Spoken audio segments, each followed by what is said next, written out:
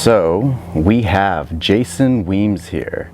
Jason Weems is a good friend of mine. Glad to be here with you, Jordan. This is a lot of fun. I'm so glad you're here too. You're so awesome and special, and there's so many friends and people I know that I'm excited that are going to get to meet you.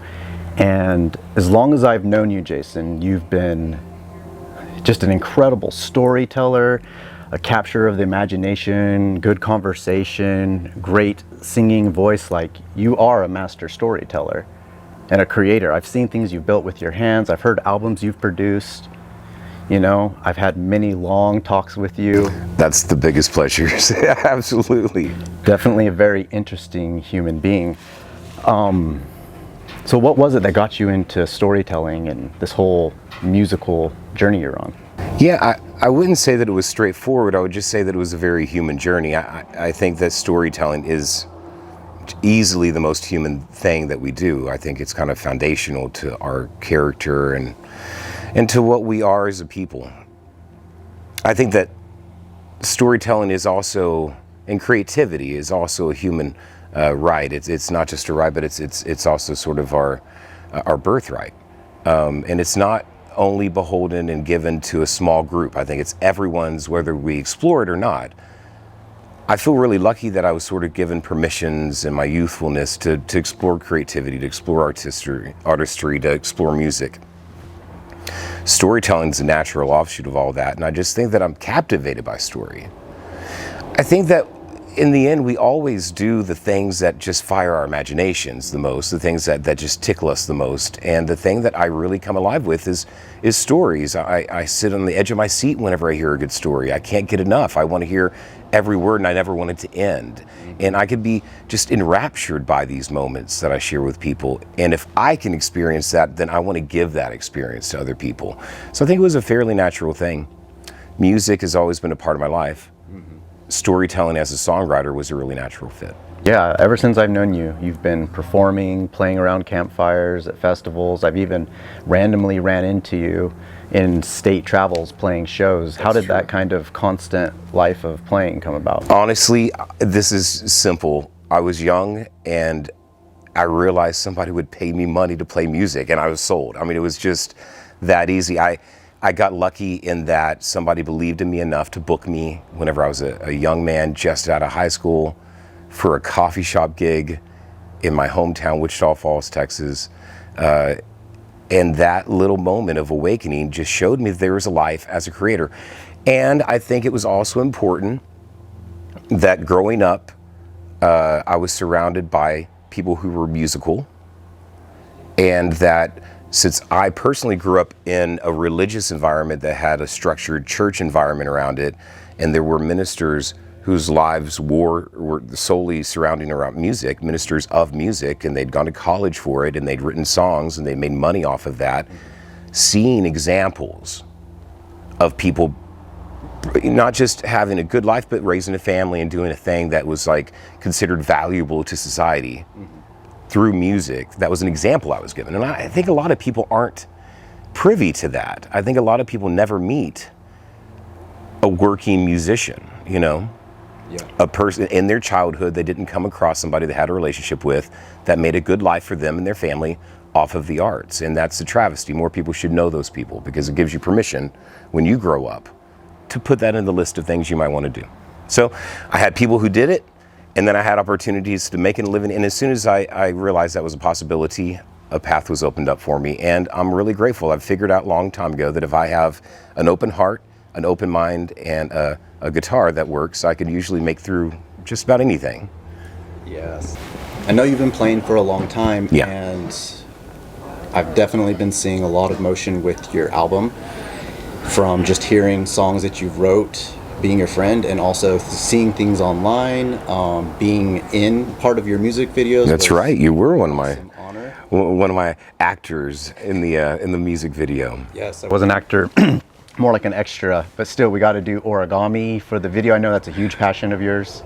You know, I was given that gift from a friend who was a great origami maker. He did it as a hobby.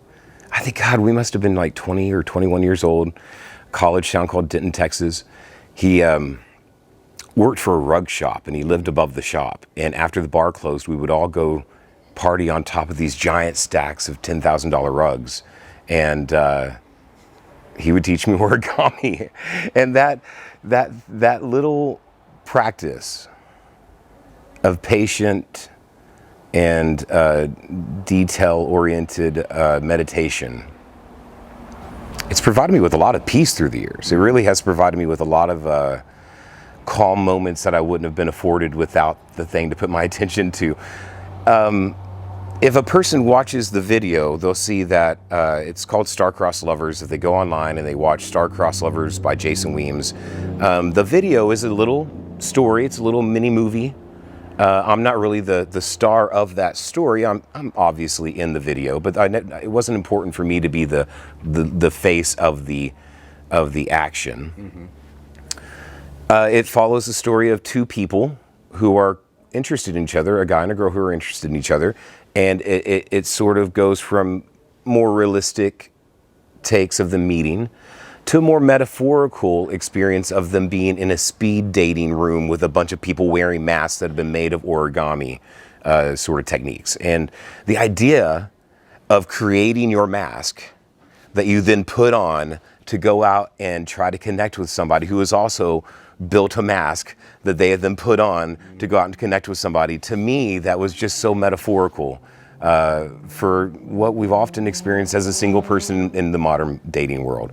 So it made sense for this video for me to add that origami thing. And that's another time that, like, this sort of personal part of my story has become a tool that I've been able to use to tell a larger story. I love it. And I think that's sort of the job of the storyteller, is to try to find within your experience, find the thing that you can then sort of frame and hand to the world, and they can put their own experience into that frame. Yeah, I think that's a very important part of storytelling. It's huge. Wow. Yeah, I love that concept for that video. That's awesome. It was fun to write. You've been working with quite a few people on this album and really bringing in some incredible, talented people along with you. I've seen you perform and seen some of the musicians, seen you tooting on the horn. Who else have you been working with on this album? Well, the album itself, and I've only released one song, and we're about to have a big push to release the rest of the album. It was produced by Jinx McGee. He is half of Middle Spoon, or a third of Middle Spoon, depending on how their setup is that day. And he's also been a part of great things like the Blue Hit. He works with a lot of different people. He has an ear for pop and a sensibility for modern music that my 90s power pop loving self was never really going to master like he has. And I wanted to have a really fresh album for my stories. Something that was now, you know, and something that was different than anything I'd done before with me and my acoustic guitar sitting on a bar stool. He could offer me that. And so we went one song at a time as we were hanging out, and I would show him something, and if he liked it, he would create a track for it. And next thing you know, we had an album. And it's really a co-creation of he and I. Yep. He has taken my song and made it a soundscape, and I feel very lucky to have had his sensibilities involved with this. Then I want to bring that world to that album to the world. And so how do I recreate that without just hitting play? How can I do that live?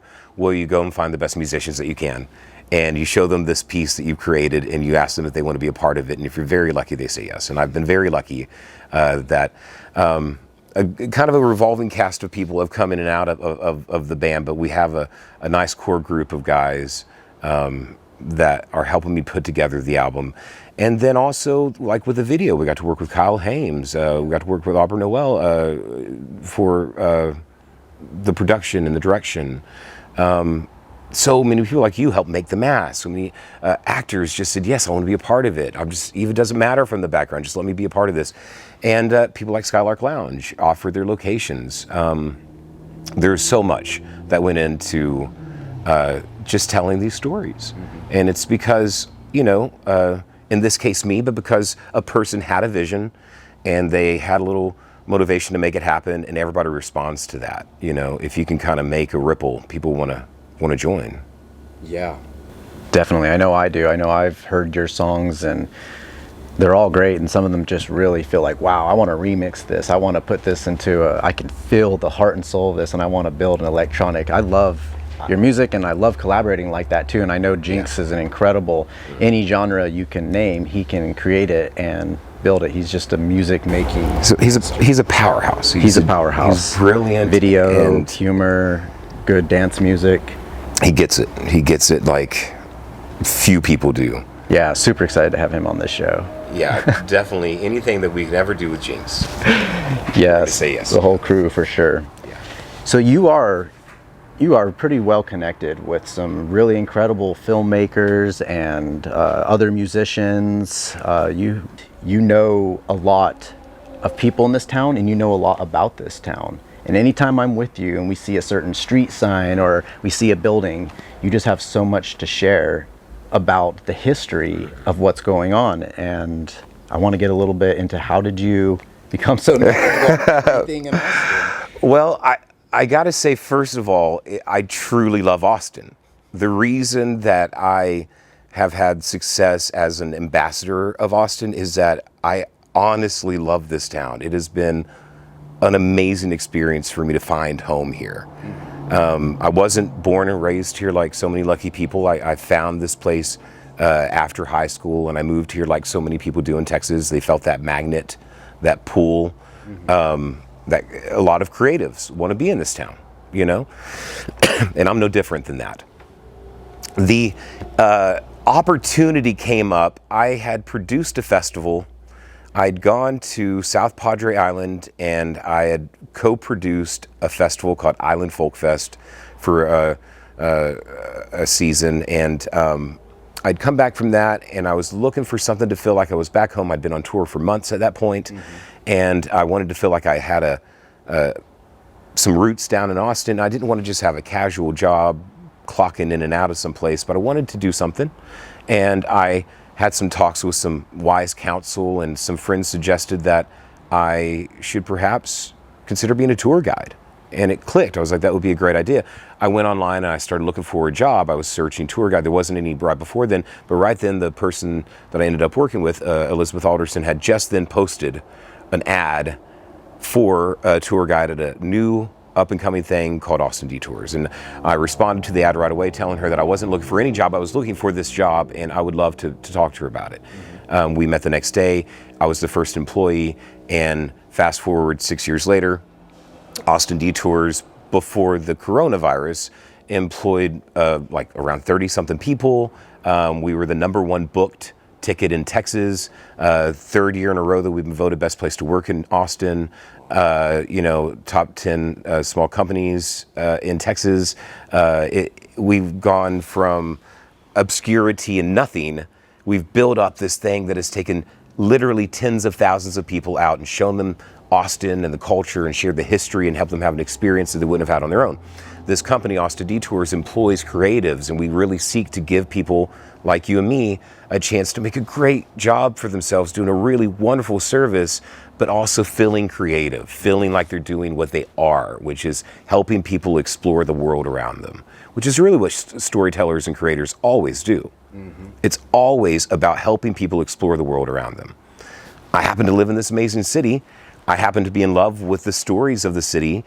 Whenever I got the job to be a tour guide, I started purposefully learning those stories. I put intention towards learning those stories, and you become a collector. You just, and then people start sharing them with you. Oh my God, Jason, I heard this story. I've got to share. And then you look it up, and then you learn more, and it's fascinating. You share it with your other tour guides, and then they hear a story and they share it with you, and it's just this. It becomes this currency of your realm, these stories of Austin, this history of our people, this place that all of us moved to, it seems like. But you know what? The people who changed Austin, they moved here too. And they chose this home too. And this is a long legacy of creative souls coming together in a chosen, specifically intentional way to create the world they wanted to create. And that's the kind of hometown for me, man. That's the kind of Yes. I love that. That's what hooked me too. The culture of it. Yeah. You know, what first got to me was like, wow, everybody here wants to collaborate. Everyone here wants to do stuff together and see other people's dreams come true. And so that was the first thing that hooked me to maybe stay here a little longer. And then I found a lot of other beautiful aspects of Austin that I fell in love with. I think that's the Austin story. I think you're living the Austin dream, Jordan. I do. The tour guide thing has led to a lot of opportunities. For one thing, it helps me get gigs. You know, there's always somebody who wants to have a show and have a party, and if you're helping throw the party and you've got a guitar around, you might get the show. You know, the city of Austin has done a lot to promote people in our company. I'm one of the people that they help kind of push out in front of everybody. And of course, I have the chance to write my stories in more specific ways. I have the chance to write a book on the subject. I'm going to get to write the book on Austin. Yes, I am super excited about this book. And the countless amount of already years of research and history that you've dove into, and then just kind of recently with this book, I know it's not recent, you've been planning it, but just the amount of time and research and actually visiting places and gathering knowledge from elders in the community, like this is really something special. Yeah, I was approached by the History Press, and they are under the umbrella of Arcadia Press. I was approached by History Press / Arcadia Press to maybe help them find an author for a book called The History Lover's Guide to Austin, yet another in kind of a line of these books for other cities. They wanted to have one for Austin. They have DC, they have New York, they have all these other cities. With this book, they wanted one to be written about Austin. They thought a tour guide might either be a good author or no one. And so they'd reached out to us, and I was actually busy the first time they reached out, but they actually reached out to me again, and I took it a little more seriously. I talked to the guy and investigated the opportunity, and it seems like something I could sink my teeth into, and so I decided to go through the process of trying to get the contract. And eventually I was commissioned to write it, and you're right that I did plan a lot for it, and it's also correct that I spent years naturally sort of preparing for this opportunity. I didn't know I was, but I was. And isn't that how life is? And over the last, call it 6 months, I've been actually doing the, not just planning, but the sitting down and writing and the visiting and the taking the photos and actually writing the book. And it's been a transformative experience for me. It's like all great things in my life. Sometimes it's bigger than me and I have a hard time stepping up to it. I don't know where to start biting at that thing. But if I take a moment and try to gather my thoughts and try to find an approach, once I can get into the writing of a certain thing that seemed too big to approach, it becomes something that I can't stop writing. It becomes, you can't pull me away from it. And it's not just even about honing the stories. It's about honing my character, and it's about honing what I offer the world and my ability to create discipline in my life and to create structure in my life at a time of this recording when we're going through the coronavirus pandemic, that it's very tough to feel like you have structure in your life. It's been a huge blessing for me. It's been a huge win for me to have this huge, unbelievably gigantic task in front of me of coming up with my first book. But I also feel really grateful that the opportunity came to me and I wasn't trying to scrape this together just so I could find a buyer for the book. It's something that they really want to have, and I have that support from them. But this opportunity has been one of the richest I've ever experienced, even without it being 100% complete and out on the shelves yet. It should be out in the new year. Just the process of coming to this stage of it has been extremely rewarding. That's so cool. I'm really excited about that book, and I'm excited to have you on the show again as your album comes to complete. Yes. As your book comes to complete, and do a New Year visit. Yeah, definitely come and check in and see all the amazing things that have been completed, and I'm sure you'll have other projects you always do. I know you have some incredible ideas for podcasts that you'll be... Yeah, as soon as I finish the principal writing on the book, I intend to turn my attention back to Muse Magnets. Muse Magnets is a podcast I did for a while and then I couldn't put on a hiatus, but is a big passion for me. Just like we were speaking about earlier, I truly believe that creativity is a birthright of all of us, and the more that we can explore creativity, the more the average listener who may not have given themselves that permission might feel inclined to give it a try in their own life. Muse Magnets is a chance to explore those topics with creatives in a way to bring that into really human and really approachable conversation for all of us to hear. I feel like if everybody creates, I live in a better world. And so I really want to encourage creativity on all fronts, every chance I get. Muse Magnets is one of my favorite ways to do that. And as soon as the principal writing on the book is done, which is only about 4 weeks away, I'm going to put my attention back to the podcast and interviewing people like you on my show. I hope you'll come and visit with me on Muse Magnets. Definitely. And I'll look to explore all sorts of topics with that. It's not even just about creativity, because that is everywhere.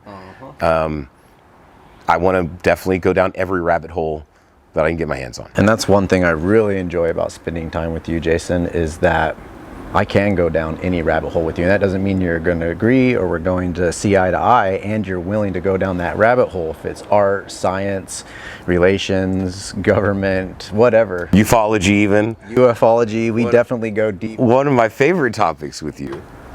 Yes, me and Jason share a burning desire for the UFO phenomenon, a disclosure, and learning more. Understanding of this strange thing. The strange thing. No matter what you think of it, it's a strange thing. So strange. It's so common. In every tradition and throughout the ages, there's recordings and talk of it. So it is so strange and so unknown, yet so present in every age, I feel like. Talk about a story. Talk about a story that needs to be told. Yes. Man, I feel like we're going to have some awesome future shows talking about some experiences and stuff that we've researched, and there's just so much weirdness out there, and it's awesome. But to bring me on a round table, I would love to chat with some experiencers and talk to some people about what's going on with you.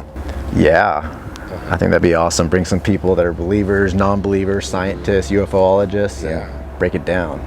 Throw it on the table and see what we all find together. That's awesome. Well, Jason, I want to thank you so much for joining me. It's been a pleasure, Jordan. Truly, thank you for having me. Yes, this has been amazing. Till next time.